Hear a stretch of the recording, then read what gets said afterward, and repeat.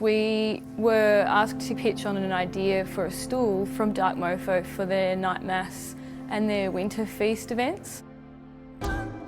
The winter solstice is all about cycles and this connection to nature, and I wanted my stool to reflect that. It made me think about how to take materials such as steel that is often quite cold, that is often quite rigid, quite strong, and create something that draws inspiration from origami and the folded aspect of it. My idea was to make sort of a lantern seat. I really like the concept of repurposed and recyclable materials. There's an element of tinkering that I'm attracted to.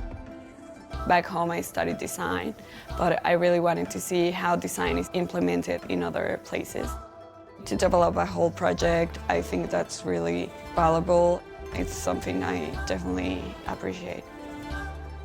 Being part of a professional brief as a student has made design practice feel like a tangible reality for me.